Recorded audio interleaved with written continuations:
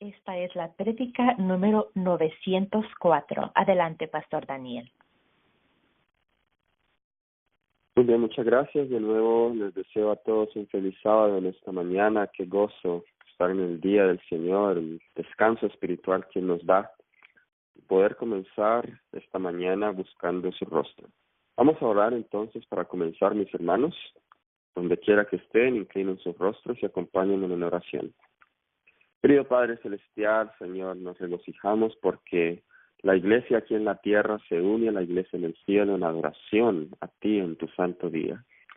Gracias por las manifestaciones de tu infinito amor a través de la naturaleza, a través de las bendiciones que recibimos a diario, Señor. Y te pido, Padre, que en esta mañana tu Espíritu Santo sea con nosotros y nos acompañe en nuestro estudio, al seguir estudiando esas cosas prácticas. En Jesús lo pido. Amén. Muy bien, mis hermanos, en esta mañana voy a dedicar los primeros minutos a responder las preguntas que se hicieron ayer, que no las pude responder. Una de ellas pienso responderla más a fondo el día de mañana, que es acerca de los nuevos casamientos, pero sí voy a comentar algo hoy. Pero la primera pregunta que se hizo ayer fue acerca del término obnubilación. Ayer en nuestro tema definimos varios términos como pasión, sentimiento, romanticismo, y se me pidió que definiera este término. Bueno, obnubilación tiene varios significados y dependiendo del contexto lo podemos definir, pero una definición general es un estado menos severo que el estupor. La persona responde correctamente a las órdenes, pero con lentitud, fatiga o bastante dificultad de concentración.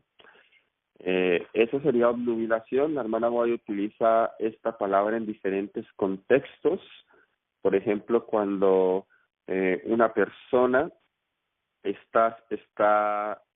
su mente está nublada, ella dice que su mente está obnubilada.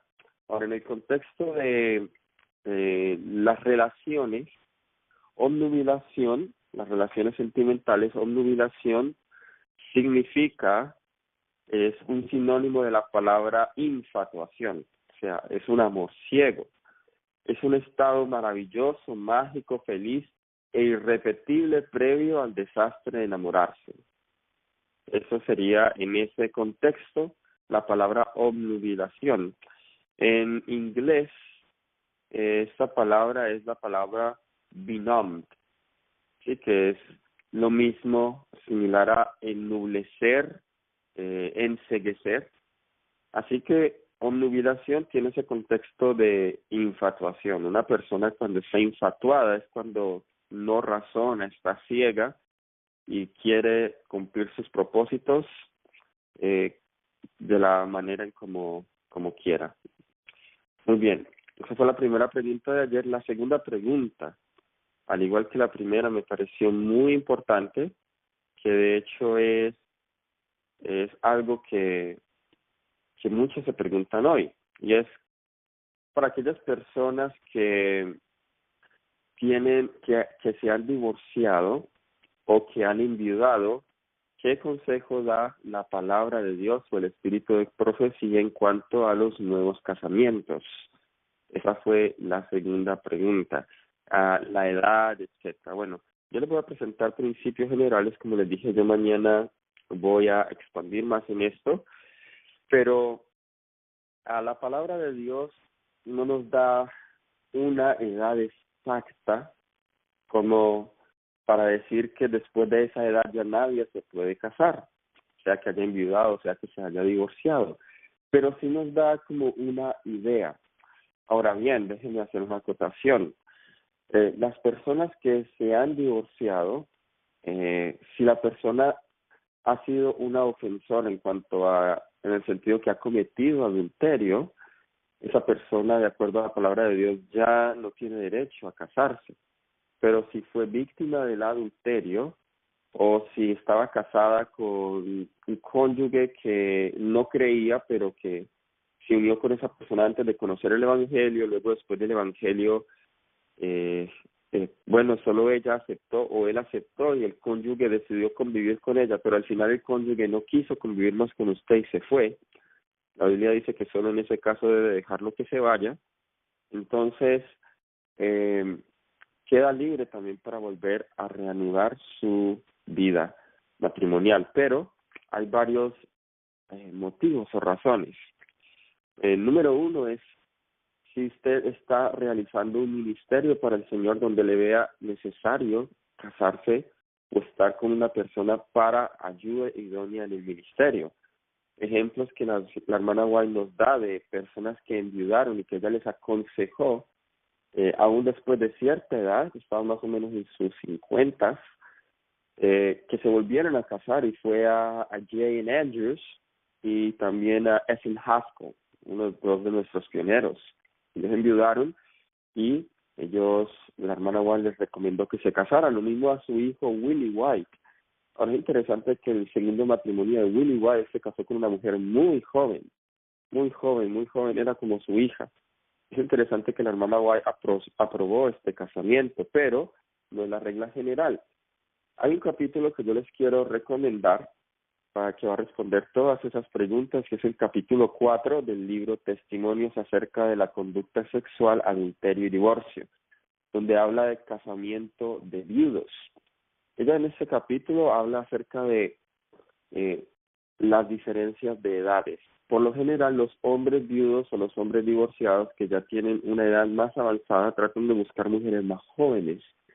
Y ella dice aquí que eso no es lo correcto, porque por lo general la salud de la persona más joven se ve afectada, se acorta su vida, mientras que la persona más de edad, por alguna razón, se le alarga la vida, pero a costa de la vida de la persona más joven. Así que no es lo correcto. Ella menciona aquí acerca de que en los últimos años es mejor un tiempo de descanso, así que hay personas que estaban buscando casarse y ella les dice no, es mejor que descansen, ya no se vuelvan a ligar a las responsabilidades de una vida matrimonial, sino que es mejor que dedique estos años a descansar y a dedicarse más de lleno al Señor. Así que en algunos casos, como en los casos del ministerio, en los casos de una persona que lo necesita, el Señor lo aconseja, pero en otros casos no es lo correcto. Ahora, aunque no hay una edad específica, Pablo parece ser que como que nos da una idea de aquellos que son considerados unas viudas dignas o verdaderas de ser ayudadas en la iglesia y no. En 1 Timoteo capítulo 5, en los versículos 9 al 11, Pablo en ese capítulo está hablando acerca de las viudas dignas, porque había una situación en la iglesia de Éfeso, y era que algunas viudas estaban siendo puestas en la lista de ayuda de la iglesia, pero entonces Pablo le aconseja a Timoteo, no todas estas viudas deben de ser ayudadas, las viudas dignas deben de cumplir con estos requisitos, y uno de ellos es que dice, sea puesta en la lista solo la viuda no menor de 60 años, o sea, debe ser mayor de 60 años, que haya sido esposa de un solo marido, que tenga testimonio de buenas obras, si ha criado hijos, si ha practicado la hospitalidad, si ha lavado los pies de los santos, si ha socorrido a los afligidos, si ha practicado toda buena obra, pero viudas más jóvenes no admitas, porque cuando impulsadas por sus deseos se rebelan contra Cristo, quieren casarse. En otras palabras, él aquí dice que no condena el hecho de que las viudas más jóvenes de 60 años se casen, sino que lo que pasa es que algunas de ellas estaban recibiendo la ayuda, pero a la vez se casaban y seguían recibiendo la ayuda y vivían ociosas. Y Pablo dice, no, a estas viudas, porque aún van a tener el deseo de casarse, no, la iglesia no les debe ayudar. Así que podemos decir, aunque no es una regla fija, que los 60 años es como un punto en que hay un cambio. Entonces, después de los 60 años, definitivamente no, pero antes de los 60 puede que haya la posibilidad de que una persona reanude su vida matrimonial. Muy bien, entonces esas fue las preguntas, y una más que se me escapaba era que cómo aquellos que han fracasado en el matrimonio pueden ayudar a otros sin ser burlados por esas personas. Bueno, antes yo creo que las personas que han fracasado en el matrimonio pueden ser incluso de mejor ayuda porque están hablando de experiencia. No deberían sentirse avergonzadas de contar su testimonio porque Dios ya las ha perdonado, pero antes van a tener un testimonio aún más poderoso para los inexpertos porque ustedes pueden hablar de sus errores que cometieron para que otros no los puedan cometer. ¿Sí? No debemos sentirnos avergonzados de eso. Hay cosas que definitivamente no es necesario contar, hay cosas muy privadas de su vida que usted no quiere contar, pero sí puede contar las cosas que el Señor le impresione que puedan ser de ayuda para los jóvenes y las señoritas inexpertas. ¿Sí? Así que con esto entonces ya podemos comenzar el tema de esta mañana. Ayer nosotros comenzamos a hablar acerca de los pasos para el matrimonio, la preparación para el matrimonio. Y vimos que el primer paso es la educación o el entrenamiento doméstico. Que los mismos padres desde su mismo vientre comienzan a preparar a sus hijos para el matrimonio, la fidelidad en los deberes del hogar. El segundo paso es la conversión, si ambos están convertidos. Y junto con ese paso está la pregunta de si es la voluntad de Dios que me case. Ayer vimos que no es la voluntad de Dios que todos se casen. Dios ha llamado a algunos a que ejerzan su ministerio solteros. El tercer paso que vimos es el tiempo correcto. Digamos que Dios diga que sí es la voluntad que se case. El tercer paso es el tiempo correcto. Es el tiempo correcto. ¿Debo yo casarme ahora? Estoy en la necesidad de un compañero. ¿Ayudará mi matrimonio a avanzar mejor la causa de Dios? Esas fueron algunas de las preguntas que nos hicimos. Ahora, el cuarto paso, que aquí fue donde quedamos, vamos al cuarto paso, es estoy preparado o estoy listo o lista. Ese es el cuarto paso. Ahora, en esa pregunta vamos a analizarlo desde las tres perspectivas. Estoy preparado físicamente, estoy preparado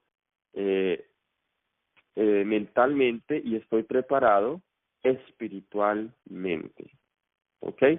Entonces, cuando hablamos de la preparación física, nos referimos a la edad y nos referimos también a la salud y a la experiencia de la vida práctica y a la capacidad financiera. Vamos a tocar esos 4 puntos. Porque la preparación, aunque el Señor haya dicho que sí, y aunque yo crea que es el tiempo correcto, en realidad yo debo mirar si en estas otras áreas estoy preparado. Entonces, la edad, al igual que lo de las viudas, no hay una edad específica, pero sí el espíritu de profecía a nosotros nos da que la edad de la adolescencia es una edad que definitivamente no se debe contraer matrimonio. Dice que menor de los 20 años, pero yo diría hoy que algunas personas se demoran más para madurar.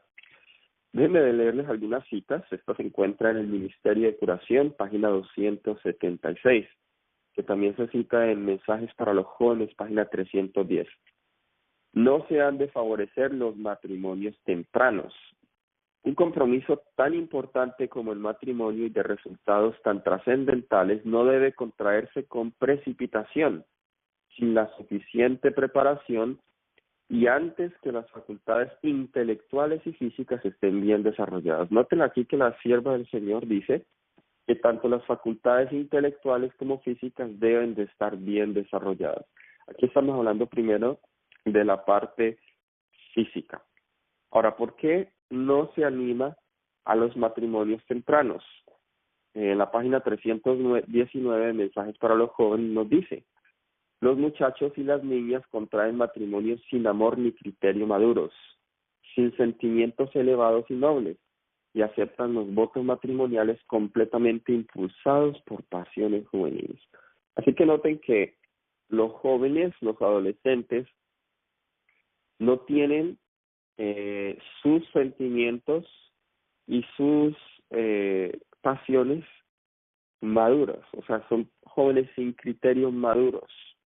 Aún no pueden juzgar correctamente sus sentimientos, y es por eso que no deben contraer matrimonio.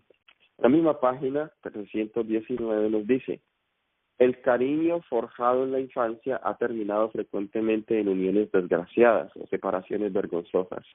Rara vez han resultado felices las uniones tempranas, si han sido hechas en el consentimiento de los padres. Deberían mantenerse sujetos los afectos juveniles hasta que llegue el tiempo en que la edad y la experiencia suficientes permitan liberarlos con honra y seguridad. Mire que la hermana White no está diciendo que es malo tener afectos juveniles, sino que hay que reprimirlos o hay que restringirlos hasta que el tiempo y la edad en que la edad y la experiencia suficientes permitan libertarlos con honra y seguridad. Y para eso se necesita la ayuda de los padres y la ayuda del Espíritu Santo y la experiencia personal del joven. Los que no se dejan sujetar están en peligro de vivir una vida desdichada. El joven que aún no ha pasado los 20 años es un pobre juez de la idoneidad de una persona tan joven como él para ser la compañera de su vida. Yo he tenido que aconsejar jóvenes aquí mismo en esta institución, menores de 20 años que están entrando en relaciones sentimentales, y ellos dicen que no, el Señor los está uniendo, que ellos creen que el Señor los está guiando. Pero miren cuán errados podemos estar, cuando la misma inspiración dice que los jóvenes menores de 20 años son pobres jueces de sus sentimientos y de la idoneidad de una persona. Muy difícil en la época de hoy encontrar un joven maduro menor de 20 años, muy difícil. Muy bien, ahora hay que también tener en cuenta la salud de ambos, porque el matrimonio no solamente afecta la vida de ambos, sino que es posible que vengan hijos. Y si la salud de uno de los cónyuges es débil, esa va a ser su posteridad, y así saldrán los hijos. El Hogar Cristiano, página 68, nos dice: aunque los cónyuges carezcan de riquezas materiales, deben poseer el tesoro mucho más precioso de la salud. Y por lo general no deberían haber gran disparidad de edad entre ellos, o sea, gran diferencia de edad. El desprecio de esta regla puede acarrear una grave alteración de la salud para el más joven. Noten que cuando hay gran diferencia de edad, el más joven es el que sufre. También es frecuente en tales casos que los hijos sufran perjuicio en su vigor físico e intelectual. No pueden encontrar en un padre o en una madre ya de edad el cuidado y la compañía que sus tiernos años requieren, y la muerte puede arrebatarles a uno de los padres cuando más necesiten su amor y dirección. Tienen las razones por las cuales la hermana White dice que no debe haber disparidad en edad. Número uno, porque la salud del cónyuge más joven se va a ver afectada. Número dos, porque sus hijos van a salir con una desventaja en salud. Número tres es porque puede alguno de los padres, el de más edad, morir muy temprano cuando sus hijos aún están muy pequeños y en necesidad de su cuidado y de su amor. Así que se debe considerar muy bien la salud también. Ahora, otro punto en cuanto a la preparación física es la experiencia en la vida práctica. Muy importante esto. Y esto va con el primer paso que leímos, y es la fidelidad en los deberes del hogar. Es allí donde se aprende la experiencia práctica. Hogar Cristiano, página 74, nos dice: bajo ningún pretexto, mire que esto suena como una regla fija, bajo ningún pretexto debe contraerse matrimonio hasta que ambas partes conozcan los deberes de la vida doméstica práctica. La esposa debe tener cultura mental y buenos modales, a fin de estar capacitada para educar debidamente a los hijos que le sean dados. Noten lo que la hermana White dice: deberes en la vida doméstica. Alguien puede decir: ay no, pero yo no soy llamada, yo no me veo yo como esposa o como esposo, en especial a mujeres, a quedarme todo el día en la casa. No, yo quiero el ministerio, quiero estar afuera, Y claro, aunque hay algunas que son llamadas más a hacer este tipo de ministerio, pero es una regla general que cada mujer deba saber estas cosas. Y si tienen hijos, se debe pensar que van a venir los hijos. Y si una madre o si un padre no saben estos deberes domésticos, ¿qué educación doméstica le van a dar a sus hijos? Es por eso que los niños hoy crecen con esta carencia. Ni siquiera quieren y les da pereza hacer los deberes del hogar, porque eso se ha sido transmitido de sus padres. Está en la genética. Página 75 de Hogar Cristiano. Leemos aquí. Debiera ser ley que los jóvenes no se casaran mientras no sepan cuidar de los hijos que pudieran tener la familia. Debe saber cuidar de esta casa que Dios le dio. A menos que comprendan las leyes que Dios estableció en su organismo, no pueden entender su deber para con Dios o hacia sí mismos. Mira, es otra forma que el hermano White dice que se puede probar un joven si está listo, es que si tiene hermanitos más pequeños en casa y no sabe cómo cuidarlos, pues no podrá cuidar de sus propios hijos también. Eso es para los jóvenes mayores que tienen hermanitos más pequeños en casa. Muy bien, el otro punto en cuanto a la capacidad en la preparación física es que debe tener, en especial el hombre, capacidad financiera. Capacidad financiera.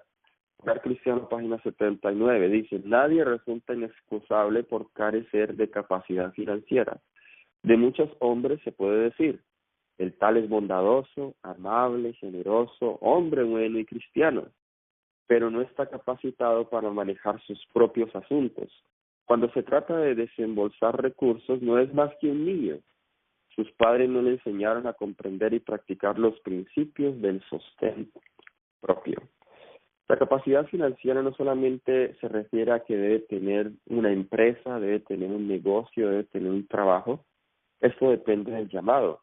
Por ejemplo, los que son llamados a labor de tiempo completo en el ministerio son personas que no pueden tener un trabajo o un oficio secular para sostener el hogar. Estas personas viven del evangelio y esa es su capacidad financiera. Y la Biblia no está en contra de eso. Pero la capacidad financiera también tiene que ver en cómo maneja las finanzas, si es economista o si le gusta malgastar el dinero, si tiene los principios de ahorro, si lleva sus cuentas exactas, si registra cada ingreso, cada gasto.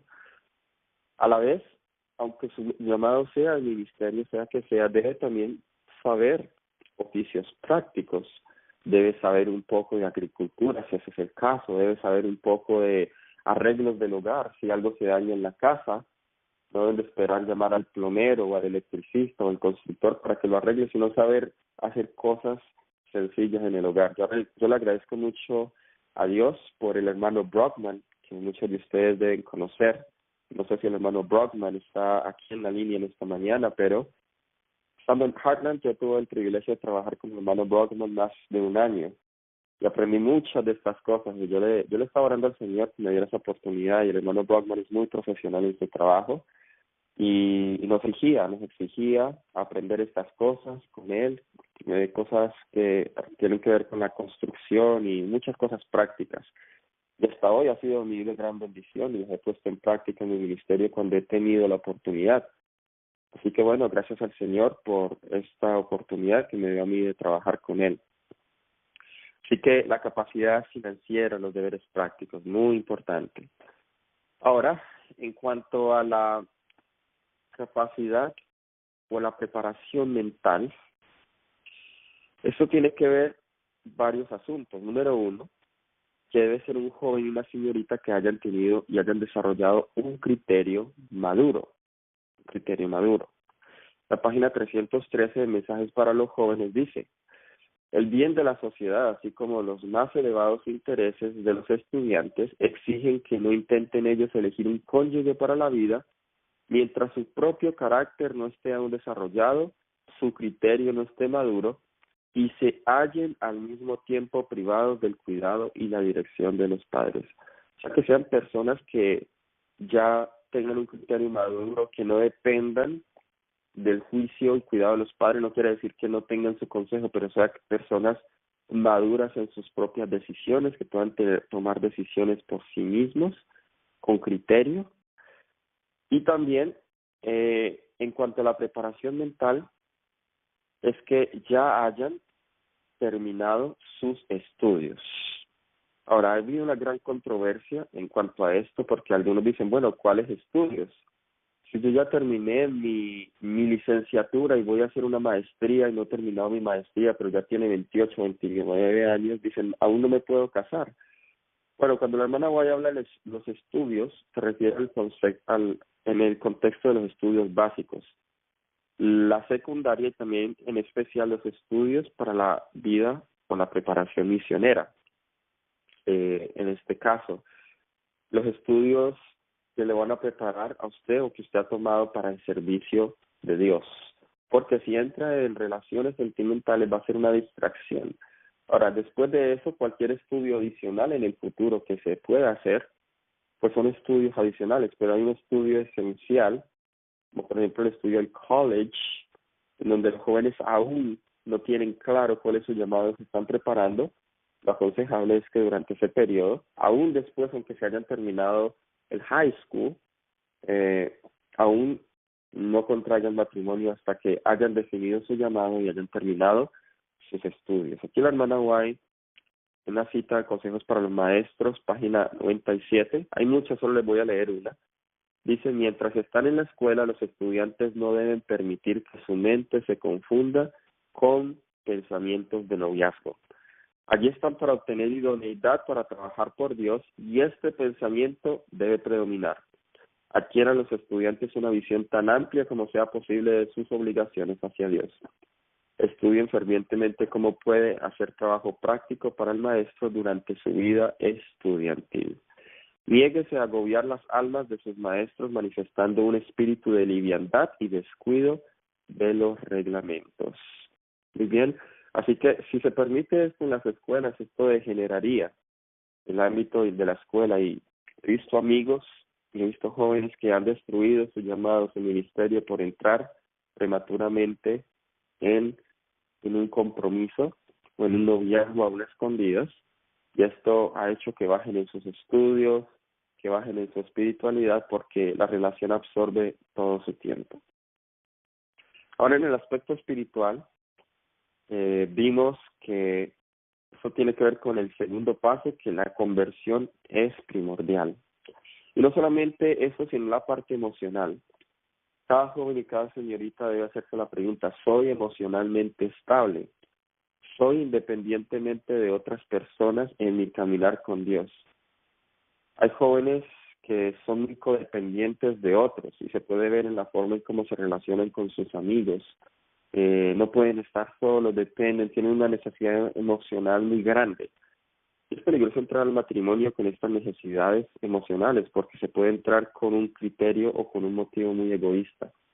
Y cuando tales personas contraen matrimonio, va a querer que la persona, el cónyuge, le preste toda la atención a él o a ella. Y es por eso mismo, porque aún no han madurado en sus emociones. El Hogar Cristiano, página 77, dice, usted tiene peculiaridades de carácter que es necesario disciplinar severamente y dominar resueltamente antes que pueda contraer matrimonio con seguridad. Es un consejo que ella le daba a un hermano y le decía que aún tenía peculiaridades de carácter. Por ejemplo, si usted no puede vivir en comunidad, si es impaciente, si aún tiene defectos de carácter marcados, no está listo para el matrimonio. Ella sigue diciendo, por lo tanto, no debe pensar en casarse hasta que haya vencido los defectos de su carácter, porque no sería una esposa feliz. Muy bien.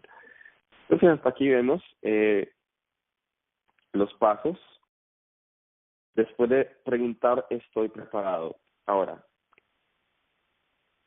después de este paso, sigue, digamos que ya cada persona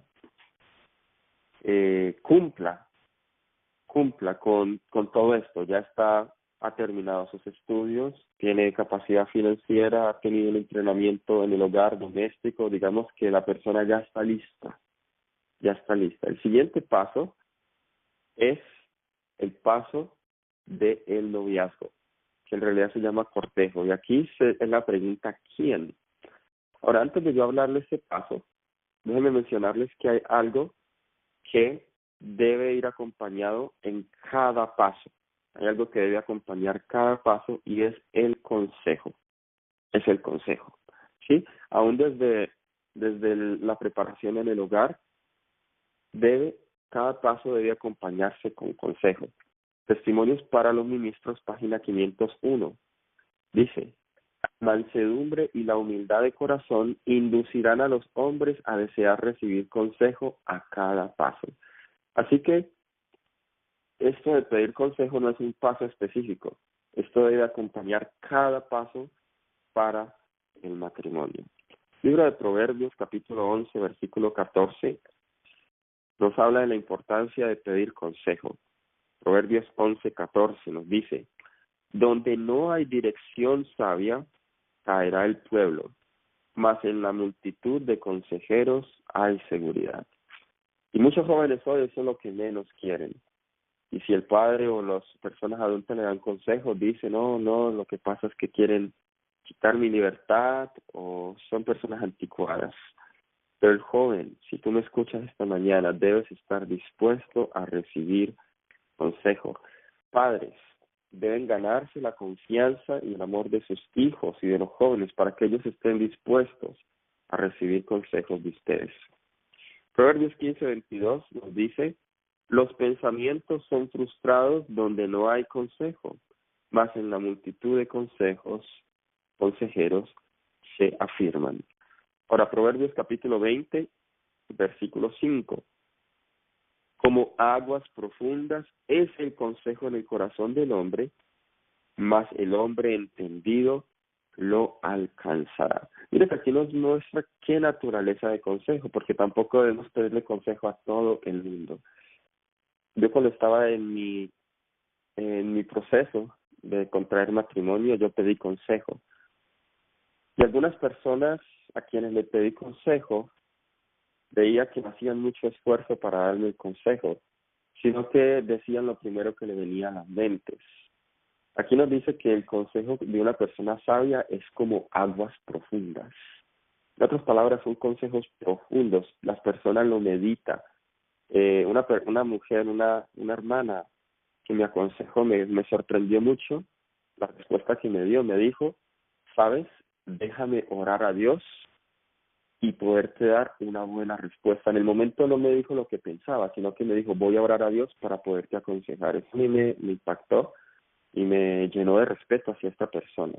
No hablo por impulso, sino que consideró y se fue a estudiar el tema para poderme dar el consejo. ¿Sí? El consejo es como aguas profundas y solo la persona entendida dice que lo sacará.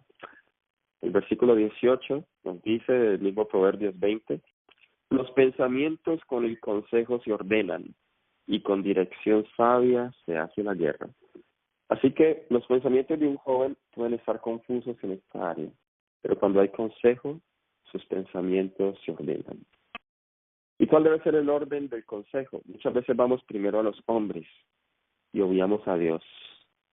Hay que buscar consejo primeramente de Dios. Segundo, hay que buscar consejo de los padres temerosos de Dios, y tenemos el privilegio de tener padres temerosos de Dios. Tercero, con personas piadosas y de experiencia. Tengo muchas citas aquí para probarles esto, pero no tengo el tiempo. Pero solo les leo una de ellas. El cristiano sincero no llevará adelante sus planes en este sentido, en el del matrimonio, sin el conocimiento de que Dios aprueba su conducta. No querrá escoger por sí mismo, sino sentirá que Dios debe escoger por él. Qué joven y qué señorita hoy, cuando están infatuados, cuando tienen las emociones de la relación, qué joven y qué señorita va a querer que Dios escoja por ella, o más bien, que sus padres o que si personas de experiencia escojan por ellos. Para mí en la Biblia, aunque no es la regla para todos, pero para mí en la Biblia, yo encuentro en la Biblia los dos matrimonios que resultaron más felices. En la Biblia encontramos muchos matrimonios, pero hay dos registros en especial que se nos muestra todos los pasos y que terminaron en matrimonios felices. Y fue el matrimonio de Isaac y fue el matrimonio de Ruth. Y yo veo que hay algo común en estos dos matrimonios, es que hubo un intercesor. Ni Ruth ni Isaac escogieron por sí mismos. En el caso de Ruth fue su suegra. La suegra, que era una mujer temerosa de Dios, escogió por ella. Y en el caso de Isaac fue su padre a través de Eliezer. Y esto para mí es una esfera más elevada de discernimiento. Y sí, la experiencia del joven y de la señorita están caminando cerca a Dios y permiten que otra persona de experiencia les escoja a su cónyuge, va a haber gran bendición. Ahora, algunos han estado en contra de esta idea de permitir que otras personas busquen esposa para uno mismo, porque han resultado, la persona humana puede cometer errores, eso es cierto. Por eso es que debemos depender primero de Dios. Pero si su caminar con Dios es correcto y si su intimidad con Dios es tal que usted pueda saber su voluntad, usted podrá con discernimiento juzgar si la persona que le están recomendando es de Dios o no. Porque lo que ha sucedido es que en los casamientos que han resultado infelices cuando han sido recomendados por otros, le echan la culpa al pastor o a la persona que les recomendó la persona y dicen, no, sí ve, usted me recomendó la persona que no era. Pero en realidad la falla estaba en ellos dos, porque ellos dos no dependieron completamente de Dios, pensando que el pastor era infalible en su juicio. Así que para que esto pueda tener éxito, ambos, tanto el novio como la novia, el joven y la señorita, deben tener una experiencia muy íntima con Dios. Ningún joven debe pedir la mano de una señorita sin el consentimiento de los padres. Eso sería robar los afectos y no es una característica de un joven cristiano respetuoso que involucre los sentimientos de una señorita sin el consentimiento de esos padres, aun si los padres no son creyentes. En el caso de los padres de mi esposa, ellos no son adventistas, son bautistas, pero yo tuve que pedir consejo de ella y tuve que pedirle a la madre el consentimiento. Y déjeme decirle, si ella hubiera dicho que no, yo hubiera tenido que respetar eso, así fuera una madre adventista. Así que hay que tener claro estos puntos. Muy bien, el siguiente paso, que también tiene que ver con consejo, es el noviazgo. Yo voy a terminar aquí, mañana terminamos, porque aún tenemos un poco más que compartir en este aspecto, pero vamos a terminar definiendo qué es noviazgo y luego con un versículo de la Biblia. ¿Qué es noviazgo? Déjenme utilizar esta palabra me gusta más que utiliza la hermana White, cortejo, courtship. ¿Qué es noviazgo? ¿Qué es cortejo? Hoy se cree que el noviazgo es una relación donde ya el uno tiene derecho con el otro, emocional, donde ambas personas comparten ya algunos privilegios que solo pertenecen al matrimonio. Pero en realidad, ¿qué es noviazgo? Para mí esta es la mejor definición. Es el esfuerzo serio de dos personas jóvenes para conocerse, para saber cómo se comparan sus principios, sus condiciones, sus actitudes, su visión de la vida, sus normas, sus ambiciones, sus gustos y disgustos, sus cargas, para encontrar y determinar si ambos son lo que Dios ha planeado para estar juntos. En resumen, el noviazgo es un esfuerzo sincero de ambas personas para saber si es la voluntad de Dios que ellos se casen. Eso es el noviazgo. Así que el noviazgo, aunque sean novios, no implica que ahorita ya entonces van a dar rienda suelta a sus emociones, van a dar rienda suelta a sus pasiones. En el noviazgo aún hay muchos límites que se deben tener, porque ese noviazgo puede que no resulte en matrimonio. pero si se le da mucha rienda suelta a los sentimientos, se van a comprometer los corazones y se van a herir. Así que bueno, quiero terminar con Proverbios, capítulo 19, versículo 14. Cada persona que esté considerando el matrimonio debe pedirle a Dios esto. Dice, la casa y las riquezas son la herencia de los padres, mas de Jehová la mujer prudente. Así que antes de pedirle al pastor, antes de pedirle a cualquier persona, hablarle a Jehová. De Jehová es la mujer prudente. Así que bueno, mis hermanos, continuaremos mañana con este tema, terminaremos la serie, y que el Señor nos bendiga a los jóvenes que están considerando este paso, y bendiga a los padres y a aquellos que son guías de jóvenes para que puedan instruirlos en estos pasos tan importantes. Vamos a orar. Querido Padre Celestial, Señor, bendice el estudio que hemos tenido y permita, Señor, que estos consejos puedan ser acatados y puedan ayudar a conducir a muchos, Señor, que escuchen esta serie para contraer un matrimonio feliz. Gracias por los que ya estamos casados y bendice nuestros hogares. Bendícenos en este día, Señor, en el nombre de Jesús. Amén. Esta fue la prédica 904.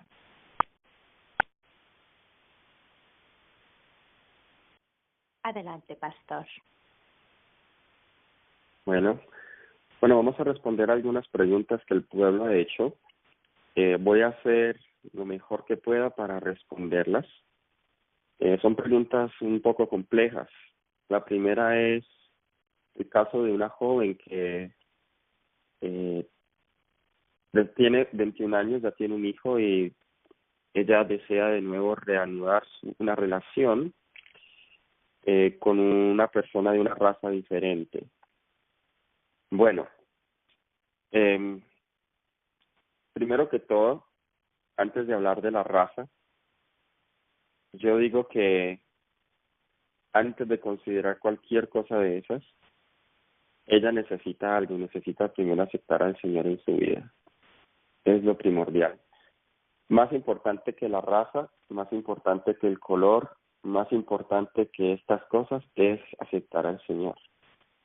Es clave eso. Más ella que tiene una niña.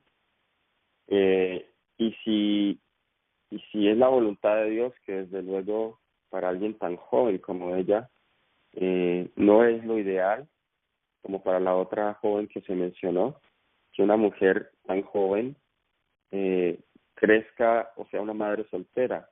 Es bueno que haya una figura paterna en el hogar, pero todo tiene éxito siempre y cuando Cristo sea el centro. Sí, porque las dos preguntas son similares. La segunda pregunta fue acerca de una joven que tiene hijos y desea casarse, una joven adventista. En ambos casos, si Cristo no es el centro y si no se ha pasado con una experiencia de conversión, pero vayamos más allá, no solamente conversión, sino una visión de ministerio, no va a haber éxito en ese nuevo casamiento. No va a haber éxito. Porque es posible, se corre el riesgo de volver a cometer los mismos errores en el pasado. Eso es algo que en el ser humano está en nosotros, que nosotros tendemos de nuevo a cometer los errores del pasado. Por eso necesitamos el nuevo nacimiento.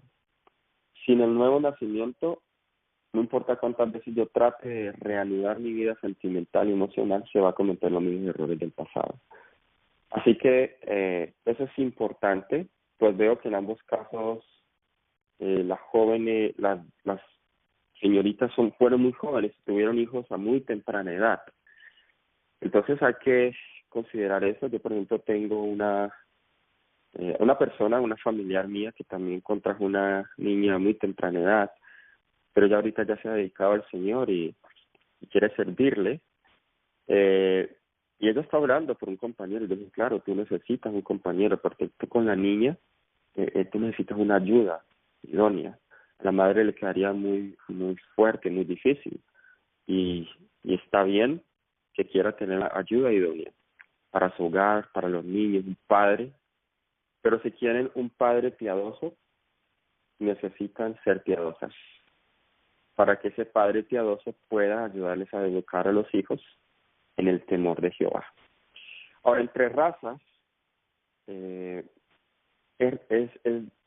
diverso, pero hay consejo. La hermana White daba un consejo en su tiempo que no es aconsejable que haya casamientos entre razas diferentes. Por ejemplo, si es una mujer muy blanca, la persona es muy blanca y el otro es muy negrito, no por rechazo, sino porque eso va a tener repercusiones, digamos si tienen hijos. La hermana White decía, los compañeros o el niño va a sufrir vergüenza, digamos si el niño salíamos más como la mamá, digamos que la mamá era blanca y salíamos como la mamá, pero el papá era negrito y no salió como él, ay, pero tú eres blanco y tu papá es negrito, y van a ver esos comentarios y esas cosas. Y también en la mezcla de los genes, lo aconsejable es que sean de la misma raza o de contextura similar, que no haya un contraste tan amplio en la raza, ¿sí? Por ejemplo, yo no soy blanco, pero bueno, soy hispano, no soy oscuro y me casé con una americana y no ha habido ningún problema en eso. Aunque ella es de raza blanca, yo soy un poco más trigueño, hispano, pero no hay problema ahí. En mi caso no habría diferencia, pero sí pueden haber algunas circunstancias. No he estudiado este tema a profundidad acerca de la diferencia de razas, pero para mí no es lo más importante. Lo más importante para mí es la conversión, la compatibilidad en el carácter y todas las cosas que hemos mencionado. Yo espero que esto haya respondido a las preguntas. Señor les bendiga.